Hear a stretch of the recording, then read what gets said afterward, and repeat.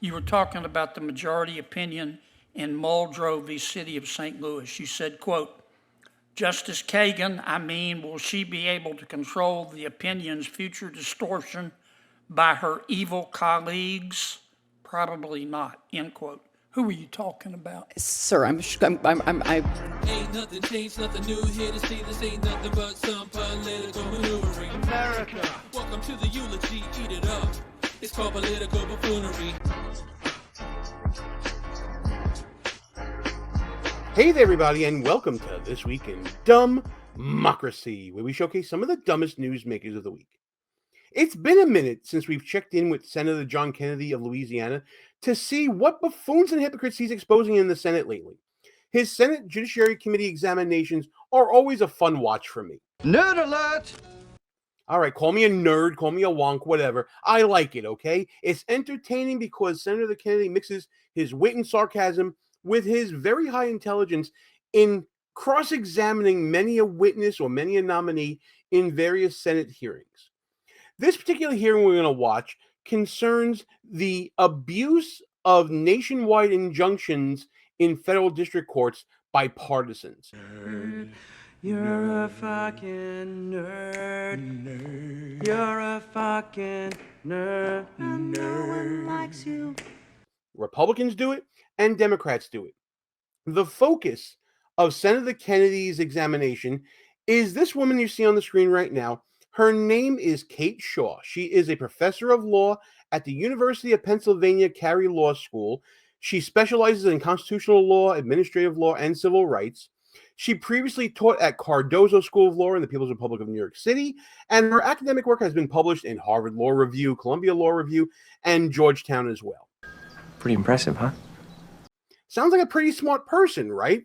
Probably a good witness to give us a clear and cogent opinion concerning the issue of nationwide injunctions and their effect on the operations of government. Except when you dig further, you also find out that Professor Shaw here is married to MS-DNC's Chris Hayes. She's been a contributing writer to the New York Times, the Atlantic, Time, the Washington Post, Slate, and she also has her own podcast called Strict Scrutiny. Classic media bias. Now you're getting a fuller picture of Professor Shaw here, and you kind of understand why we've picked this portion of this hearing to highlight, right? So Senator Kennedy is going to rip her a new one, but before we get to him doing that, I'm going to ask you guys to please subscribe to the channel, hit that notification bell so you don't miss any other shows, and if you like what you're seeing here in this or any other video on the channel, you know what to do already. You're going to smash that thumbs up button. You're going to like, comment, share this show with your friends. All that really, really good stuff. As we head to the end of the road towards 3,000 subscribers because you guys are doing so well feeding that YouTube algorithm.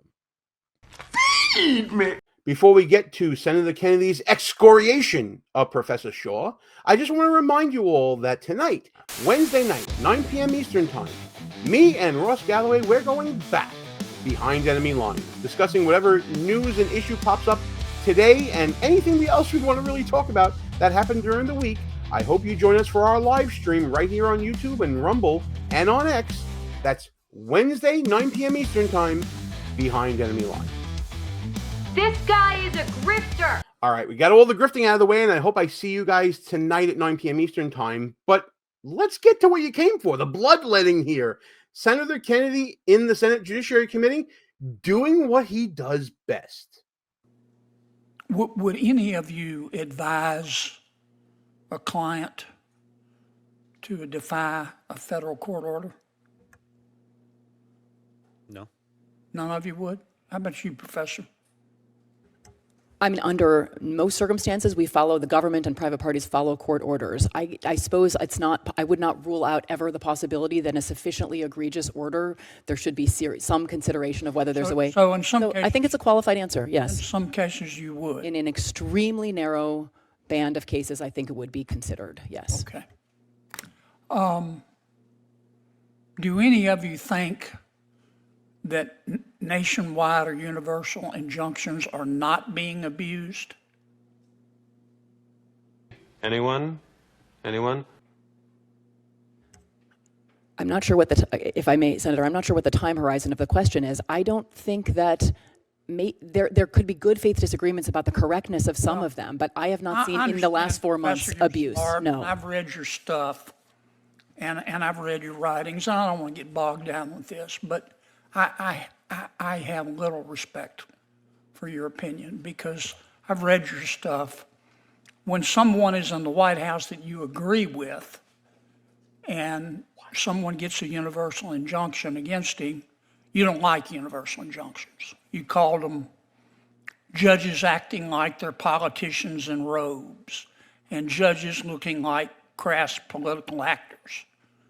But now that President Trump's in the White House, who you dislike, you think that universal injunctions taste like pumpkin pie. So I have to discount what you say because I think you act on your political beliefs. And I worry that that's what you're teaching your kids. Oh my goodness, someone call 911. I'd like to report a murder. Senator Kennedy allowed Professor Shaw to expose her own political bias. We documented it in the previous segment, but she did it right there in the testimony. She said, well, in the past 4 months, there hasn't been abuse of the nationwide injunctions. Everything has had a good faith basis. And that exposes her partisanship here. Like I said, she's married to an MS-DNC host. She's written for the New York Times. She was a Supreme Court correspondent for ABC. She's written for the Atlantic. You know what side of the aisle she's coming from here. And Senator Kennedy was ready for her with receipts nonetheless, saying how when the Biden administration was enduring nationwide injunctions, that she was calling it out in different writings. I'm going to try to link them in the description below. But when Trump is in power in his second term now, like he said, they taste like pumpkin pie. I love his way of words. I love the folksy nature of Senator Kennedy here. He always was a plain-spoken man.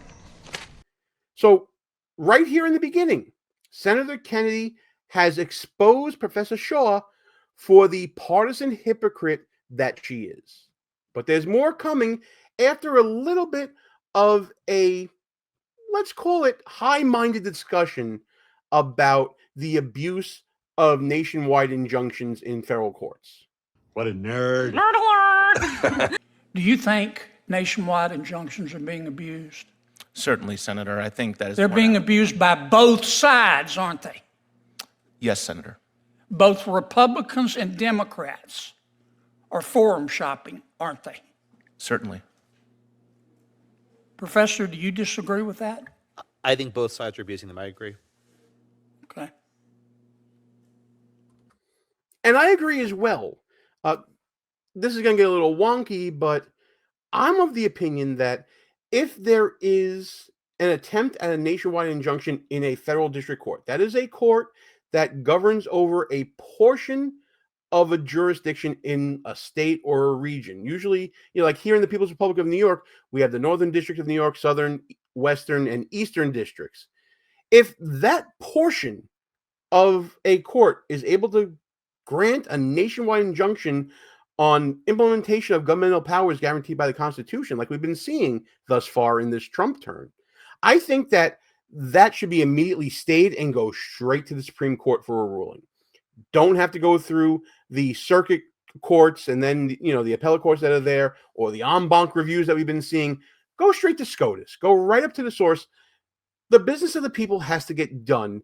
And I think that when a federal district like the one that represents Manhattan issues a nationwide injunction across across every state, I think that should be addressed immediately because the values being implemented in that district from that heavily Democratic area, let's say, or from a heavily Republican area.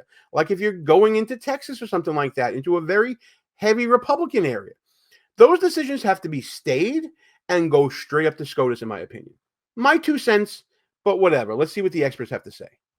Both sides. Yeah. There are no clean hands here.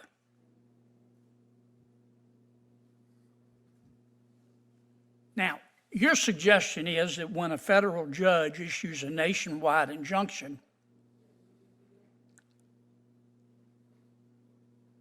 there should be an automatic stay and an expedited right of appeal. Is that right? Yes, sir. Do you disagree with that? I haven't given enough thought to have a position on it, Senator. I suspect, Professor, your answer will be it depends on who's president. No, Senator. Let me ask you about this. Like what you see so far? Go ahead and smash that thumbs up button.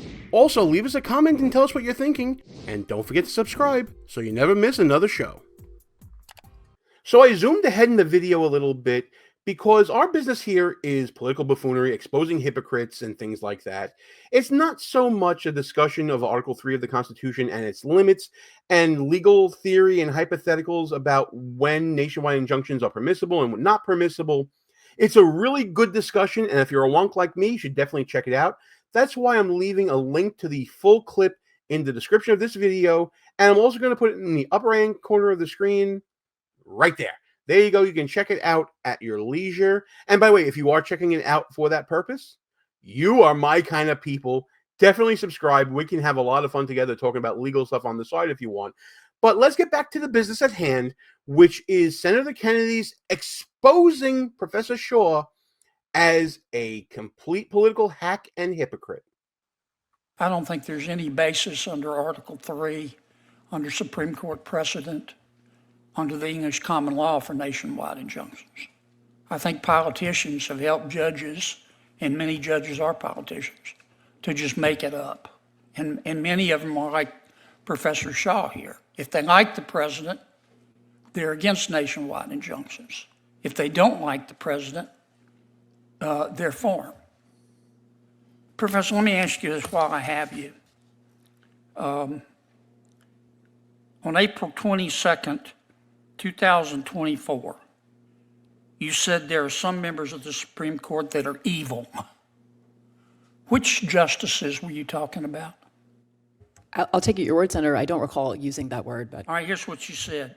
You were talking about the majority opinion in Muldrow v. City of St. Louis. You said, quote, Justice Kagan, will she be able to control the opinion's future distortion by her evil colleagues? Probably not, end quote. Who were you talking about? sir, I'm very skeptical. If there's a transcription, it was probably a transcription error. I do not think I. Okay, so Senator Kennedy has brought some receipts here. A really bad quote by a law professor about the Supreme Court, especially when you're covering the Supreme Court. You do a podcast called Strict Scrutiny, talking about court opinions from the Supreme Court. Your Supreme Court contributor and reporter for ABC News formerly. This is not a good look. And of course, Professor Shaw is denying it. But Senator Kennedy is not one to bring receipts and not back them up. So we did a little digging, and so did the Daily Caller. And we both found the same clip, and it was on April 22nd, 2024, on Professor Shaw's podcast called Strict Scrutiny. The NAACP Legal Defense Fund issued this statement, which sought to preempt any prospect that Muldrow might be used to gut workplace DEI measures by emphasizing the narrowness of the decision. As they wrote, contrary to what some have claimed, this decision does not directly implicate programs that create diversity, equity, inclusion, and accessibility, DEIA.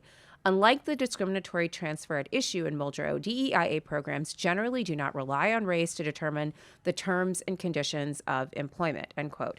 The NAACP statement called this, quote, an important victory for workers across the nation, ensuring that Title VII's protections against racial discrimination are fairly applied, end quote. So good result, deftly constructed opinion by Justice Kagan. Will she be able to control its potential future distortion by her evil colleagues? Probably not.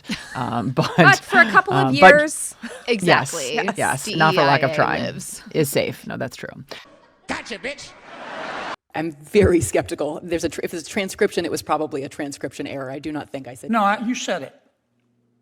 Why don't you own up to it? Which you call some members of the Supreme Court evil. Now, which ones do you think are evil? I would have to refresh my recollection. I've been very critical of some members of the Supreme Court. You Court. made that statement, aren't you? I'm You're an officer Senator, it doesn't of the court. sound like something that You know I what would I'm say. embarrassed at? That you're teaching our kids. I don't refer to Supreme Court justices as evil in did, the right here in the classroom, on sir. your podcast, April 22nd, 2024. Okay, well, Big as Dallas. And you saw it. You saw it just then. I tried to give you as much context as possible, but Senator Kennedy is correct. She was talking about a Supreme Court case and the way that Justice Kagan had written a decision and how it framed the case in such a way that it preserved a lot of cases concerning DEI that the court would be hearing in the future and sort of compartmentalized that decision away from any sort of future DEI cases. These are the games that judges play when it comes to these decisions. There is a lot of politics, especially at the Supreme Court level, when considering these decisions. But Senator Kennedy's quote is accurate. We found the clip. It was the same date on her podcast. And the fact that Professor Shaw is sort of wavering and stammering on this, it goes to show you that, yeah, she is embarrassed about saying that. She's been caught in her own net here. Those are her words. Her own words take away from her credibility when it comes to any sort of legal opinion she has to offer to the committee. Her partisanship overcame her legal reasoning.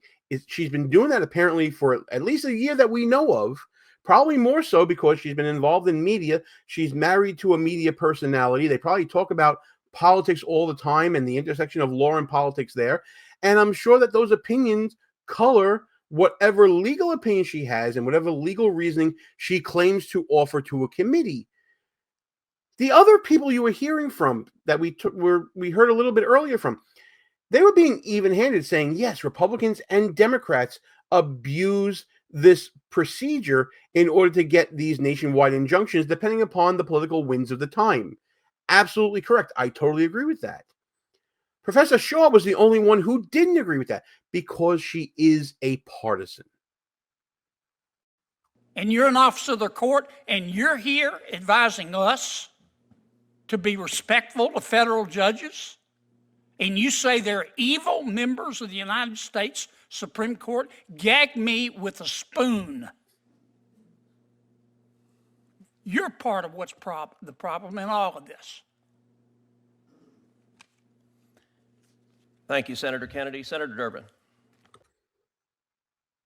And Professor Shaw's quizzical look there is her trying to save face a little bit. I don't think that she's really trying to think back of did I say that or not, or if she was miffed by what Senator Kennedy had to say and that it was unwarranted.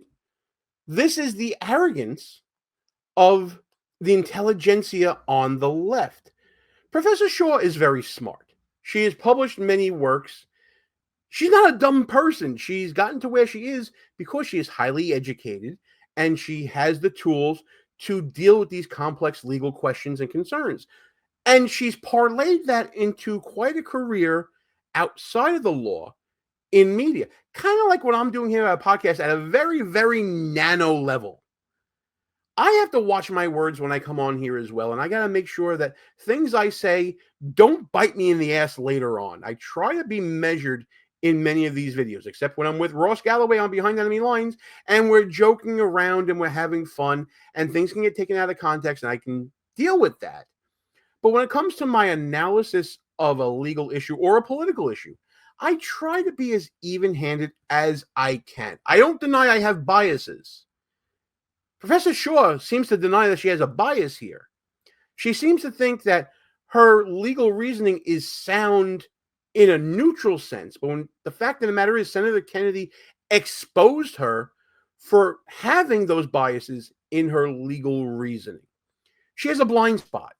And that blind spot turned into a gotcha moment for her that I'm sure that when she went home from this hearing yesterday, she went back into her archives, looked up April 22nd, 2024, went through that episode and realized in horror, oh my goodness, I called members of SCOTUS evil.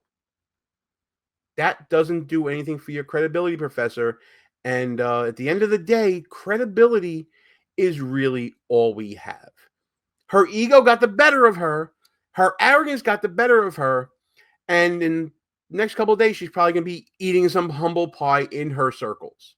But hey, listen, that's just my opinion on all this. Let me know what you guys think. Do you think Professor Shaw should be embarrassed by this gaffe, this lack of remembering in the Senate? Or do you think that, hey, we make mistakes and these things happen and she shouldn't really suffer for it? Let's get into the comments together and discuss that. And as always, like and share this video with your friends, subscribe to the channel, hit that notification bell so you don't miss any other shows. Let's get together on this and have a discussion either right now in the comments or later on tonight in our live stream Behind Enemy Lines at 9 p.m. Eastern Time. We can talk about this video and any other shenanigans and buffoonery happening every day this week in DUMBmocracy.